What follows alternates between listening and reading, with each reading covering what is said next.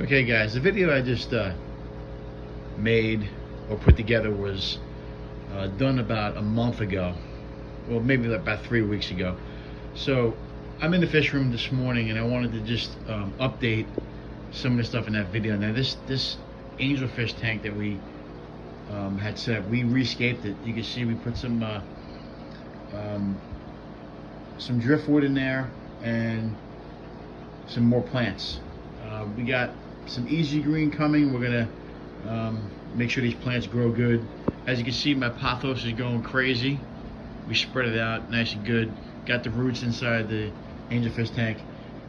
So this tank was just planted, and we love the way it looks, and we're gonna hopefully maintain it that way. I love the way the rocks complement the gravel. I mean the sand. Looks really cool, and obviously angelfish are happy in their new digs, and they got more space. So we actually just got 4 more koi angelfish, little babies. We're going to grow them out and put them in there. I also got some Bolivian rams coming, and I got a couple of geophagus that I want to put in there to get into the sand and get some of that substrate cleaned up. And those guys are in quarantine right now. But so that's the way the Angelfish tank looks right now. Now there was also some tanks that went in there, and I really didn't go into detail with what kind of fish they were because I didn't know what kind of, I forgot off the top of my head what kind of fish are in there. So the 15-gallon high is where the beta lives. He's in the plants that he likes to lay down in the plants, but he's in there. But most of these are they're glow light tetras, black neon tetras. I got 5 lemon tetras. There's some glass catfish in there. There's some zebra loaches. I got a bristlenose pleco in there. So that's what's really in that tank. I didn't really go into detail. There were some cardinal tetras in there, but they died. They didn't last too long. But there's still glow light tetras in there. As you can see, black tetras and lemon tetras with the beta, and of course some bottom feeders, which I always have. In that 5-gallon, there's still pencilfish in there and shrimp, and obviously you see the 1 gallon's got some shrimp, some snails in there.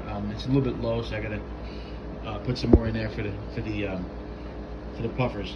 Now, when I went to the Barb tank in that video, I wasn't sure what the barbs were in there. So I'm going to tell you right now. There is a bunch of rosy barbs in there. There's a bunch of cories in there. We have checker barbs. We have Odessa barbs, and we have ruby barbs.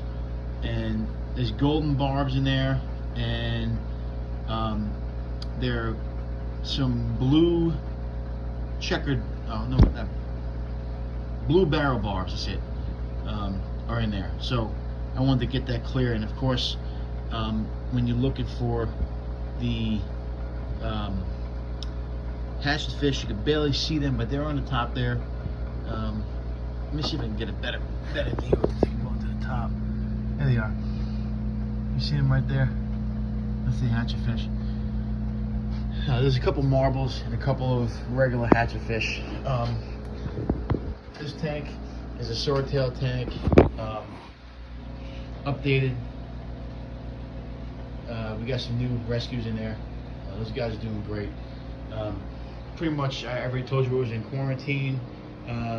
The 40-gallon high, we all know what we got in there, but I said the silver tip tetras were in the bottom 20-gallon, but the silver tip tetras are in this tank, along with your Congo tetras. You got the blue gourami there. I got a bunch of cories in there, Congo tetras, emperor tetras. You got a red fin tetra there swimming across, red eye tetras.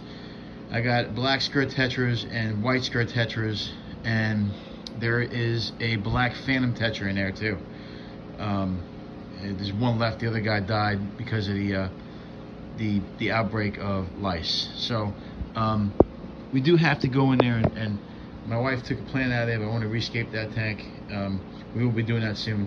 And then down here in the 20-gallon, I wanted to mention that there is a bunch of platies in there, mixed platies, and there's a pearl gourami in there. There's a bunch of cories in there.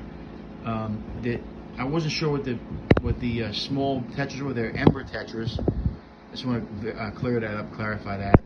And there is no silver-tip tetra. There's Priscilla tetras, black diamond tetras, X-ray tetras in there. Just want to make sure that I'm clear on that in case you guys do want to buy those fish if you think they're great.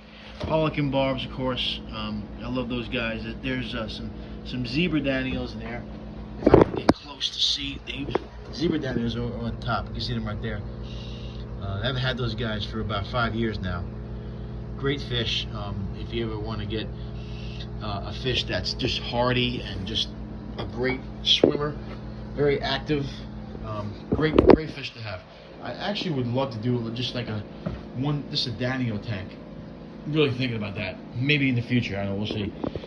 This is my cart that I have all the towels on, but I also didn't really go too clearly into the 55-gallon. As you can see, you know, those rainbow fish are in there. We got a bunch of different type of fish, and you can see that we have some of the Baylor sharks in there, some mascara barbs.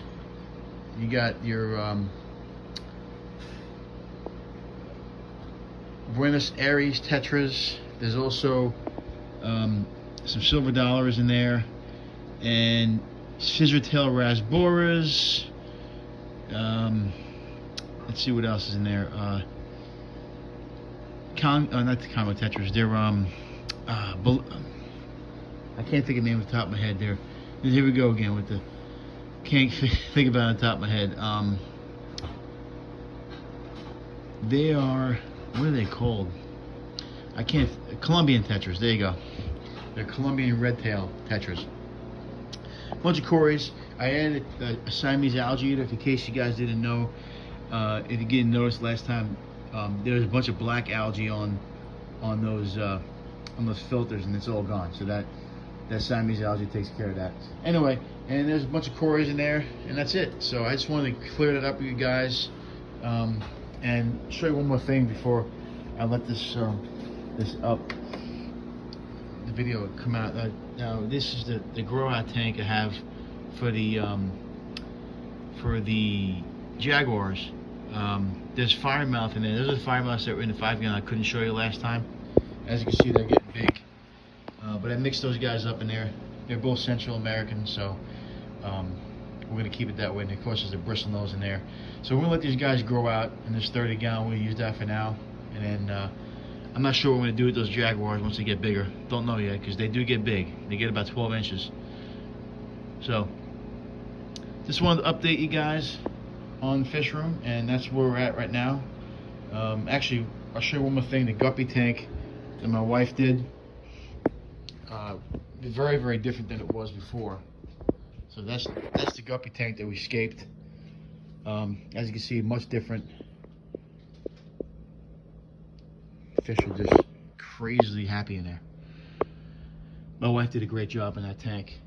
She loves doing the scaping, and as you can tell, she puts a lot of effort into it. Anyway, that's it. That's wanted to give you an update. You guys have a great day. As the saying goes, if you can't own them, rehome them.